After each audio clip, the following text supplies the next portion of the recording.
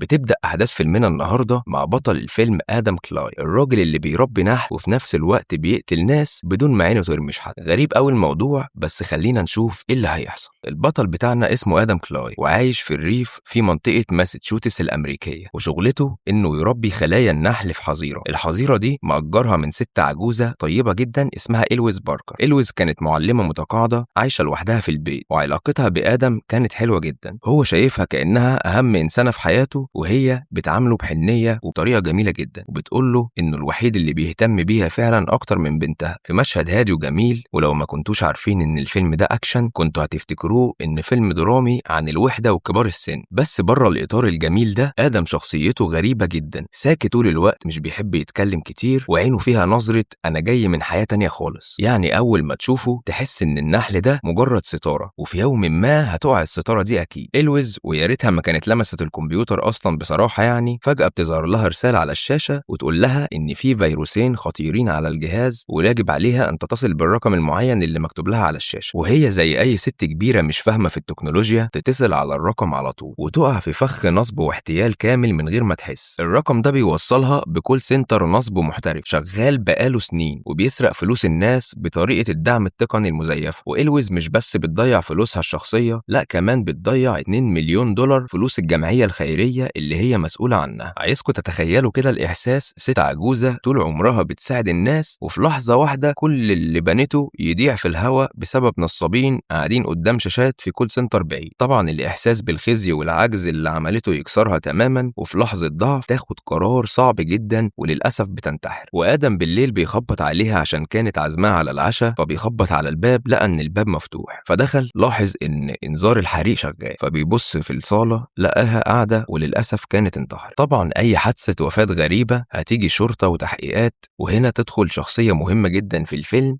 فيرونا باركر. وفيرونا دي بتبقى بنت إلويز وهي عاملة في الاف بي اي. فيرونا توصل البيت وتلاقي آدم موجود في مكان الحادثة، فأول حاجة تيجي في دماغها إن الراجل الغريب ده هو اللي قتل والدتها، تقبض عليه على أساس إن هو السبب، يا إما عشان فلوس يا إما عشان مشكلة بينهم. بس بعد التحقيق وفحص الأدلة وحسابات البنوك وسجلات الكمبيوتر بيتأكدوا إنه إلويز انتحرت بسبب عملية النصب، ومفيش أي علاقة لآدم بالموضوع خالص. فيطلعوه تاني من الاسم، وفيرونا بتيجي تعتذر له وتقول له إن الاف بي اي عارفين إن في عصابة نصب شغالة من سنتين، بس لسه ما لحقوش يعرفوا هم مين بالظبط. فيرونا بتقول له إحنا هنوصل لهم بالقانون، بس آدم مش نوعية الناس اللي بتستنى القانون بصراحة، خصوصا لما يكون الموضوع شخصي يعني بالنسبة له. من هنا آدم بياخد قراره إن هو اللي هيتولى الموضوع بنفسه. وهنا تيجي أول إشارة إن آدم مش راجل عادي خالص، والستارة اللي كنا بنقول عليها في الأول للأسف جه عليها الوقت وهي وقعت. وبنلاقيه عنده طريقة معينة بيتواصل بيها مع منظمة سرية، وهي منظمة النحالين. المنظمة دي بتشتغل بره كل القوانين، وشغلها إنها تتدخل لما حاجة تكون أكبر من إمكانيات القانون العادي. يعني عندنا فكرة العدالة الموازية اللي هي حلوة جدا في الفيلم، بس خطيرة لو فكرتوا فيها بصراحة في الواقع. يعني النحالين دول بيوصلوا آدم لعنوان الكول سنتر اللي نصب على إلويز، وكان اسمه يو ام دي تحت إدارة واحد اسمه ميكي جارنت. آدم بيروح لمبنى اليو ام دي، وهنا أول مشهد أكشن كبير في الفيلم. يدخل المبنى يخوف الموظفين، يوقع بعض الرجالة، وفي الآخر يفرقع المبنى بالكامل. تخيلوا مش بس بيهرب ولا بيمسك حد فيهم، لا ده بيفجر المبنى كله. ودي أول مرة نشوف فيها إن آدم مش بس راجل بيحب النحل، ده آلة قتل متقاعدة. وهنا الفيلم بيبدأ ينقلنا بسرعة بين عالمين، عالم الانتقام الشخصي وعالم المؤسسات الكبيرة اللي وراها النصب. وبصراحة القضية دي موجودة أكيد بالفعل. يعني جارنت يهرب وينجو ويتصل بمديره، شاب صغير في العشرينات اسمه ديريك دانفورث، صاحب شركة تكنولوجيا كبيرة اسمها دانفورث انتربرايزر. ديريك ده من النوع اللي تكرهه من أول نظرة، شاب كده متدلع وواثق من نفسه بشكل مزعج، وعنده شبكة كول سنترات حول العالم بتجيب له حوالي 9 مليون دولار في الشهر. يعني تخيلوا الرقم. ديريك بيبعت جارنت ورجالة معاه كمان عشان يخلصوا على آدم، بس بدل ما يخلصوا عليه آدم بيلاقيهم لوحده. طبعا يطيح كل الرجالة وبيسيب جارنت في الآخر، بس بيقطع له صوابعه بالمنشار.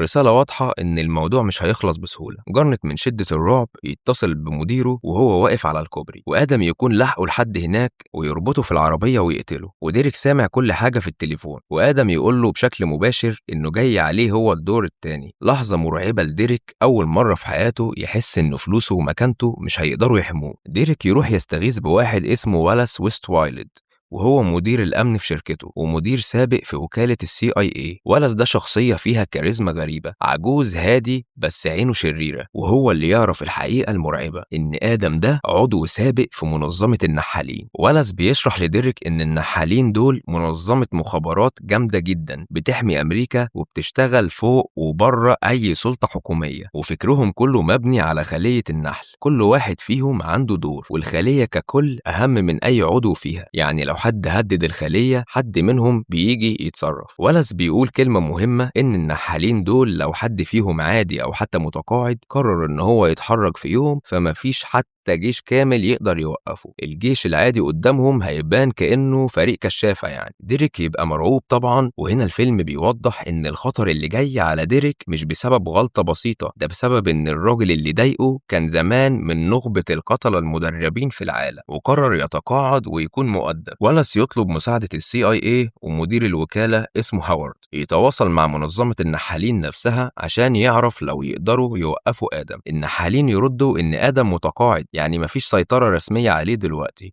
بس برغم كده CIA بيبعتوا نحالة نشطة حاليا اسمها أنيسيست عشان تقتل آدم بنفسها. أنيسيست تلاقي آدم في محطة البنزين، والمعركة دي من أقوى مشاهد الفيلم. 2 من أمهر المقاتلين في العالم بيتقابلوا، وكل واحد فيهم متدرب على نفس الأسلوب تقريبا. يعني المشهد فيه إحساس إن آدم بيقاتل نسخة منه، بس نسخة أصغر وبصراحة أضعف يعني، ولا مقارنة بآدم. وفي النهاية آدم يكسب المعركة ويقتل النحلة اللي كانت نشطة، ويقطع لها صباعها تيمنا بعادة النحالين القديمة، وبيحرقها هي ومحطة البنزين بالكامل. تخيلوا الراجل عمل كده مرتين في نص ساعة يعني تقريبا، صوابع طايرة يمين وشمال، وناس بتتحرق وناس بتموت. الفيلم ده بصراحة ما فيهوش شفقة على حد.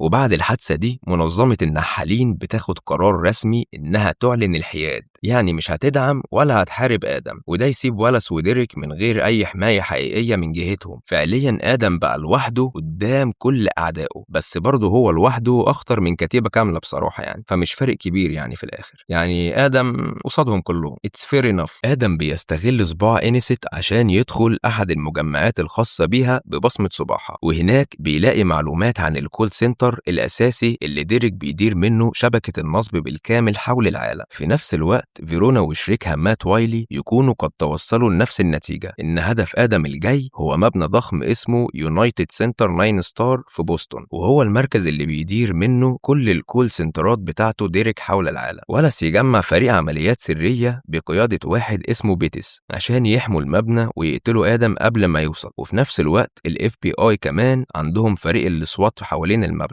وهنا تيجي واحدة من أكتر اللحظات اللي تضحك وتغضب في نفس الوقت. فريق الحماية الخاص بتاع ديريك يرفض إخلاء الموظفين من المبنى بحجة إن لازم الشغل يستمر، وكمان مدير المبنى ريكو بيرفض يوقف العمل. النتيجة خلط وفوضى بين فريق FBI وفريق الأمن الخاص، وآدم يستغل اللخمة دي بذكاء. آدم يقدر يشل حركة السوات بالكامل من غير ما يقتلهم، يقتل بيتس ورجالته، وبعدين يدخل يستجوب ريكو أنزلوني ده اللي يكشف له إن الشخص المسؤول عن كل ده هو ديريك دانفورث. في نفس الوقت فيرونا ووايلي يوصلوا المعلومة أهم من كل اللي قبلها، إن ديريك ابن الرئيسة الحالية لأمريكا جيسيكا دانفورث. يعني إحنا قدام شاب متدلع نصاب، بس كمان محمي بأعلى سلطة في الدولة. فيرونا تقدر تحذر نائب مدير FBI جاكسون بريدج إن آدم ممكن يحاول يستهدف الرئيسة نفسها بسبب أفعال ابنها. والاس خايف طبعا على ديريك، فيبعته لوالدته في قصرها على الساحل. القصر كان محمي بفريق مرتزقة متخصص في قتل النحالين بالذات بقيادة واحد اسمه لازاروس، وهو راجل عنده رجل صناعية بعد لقاء سابق فاشل مع نحال تاني. وهنا تيجي المعركة بقى الأخيرة. آدم يدخل القصر،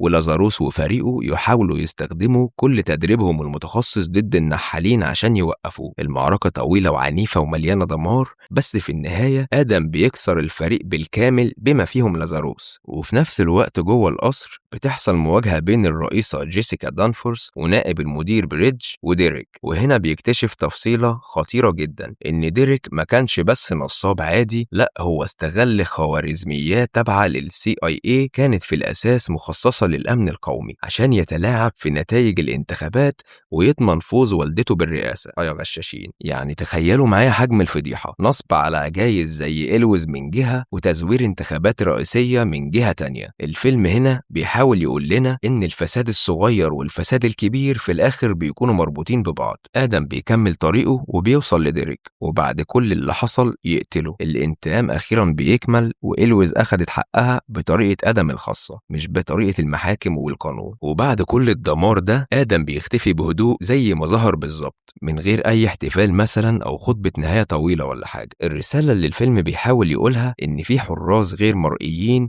بيحافظوا على توازن في المجتمع، حتى لو الطريقة اللي بيحافظوا بيها مرعبة وغير قانونية. وفيرونا اللي بدأت الفيلم وهي شاكة في آدم تخلص الفيلم وهي شايفة فيه نوع من العدالة البديلة، حتى لو ما قدرتش تتعامل مع الموضوع رسميا كعميلة فيدرالية. وفي النهاية الفيلم ده تقييمه حلو لو بصينا له كفيلم أكشن بسيط للترفيه، يعني مش كعمل سينمائي عميق. لو حابين أكشن مباشر وستيتم في أحسن حالاته الجسدية الفيلم ده هيعجبكم. لو حابين بقى قصة محبوكة بدون ثغرات ممكن تحسوا بخيبة أمل شوية في النص التاني منه. وانتوا بقى شايفين ايه؟ النحالين دول فكرة حلوة وممكن تتطور في الأفلام اللي جاية، ولا هي بس حيلة كتابية عشان نقبل قدرات ستيتم الخارقة؟ قولوا لنا رأيكم في الكومنتات، وما تفوتوش متابعتكم للقناة عشان ملخصات جديدة إن شاء الله كل أسبوع، ونشوفكم في فيلم جديد قريب جدا. وصلوا على الحبيب. سلام عليكم.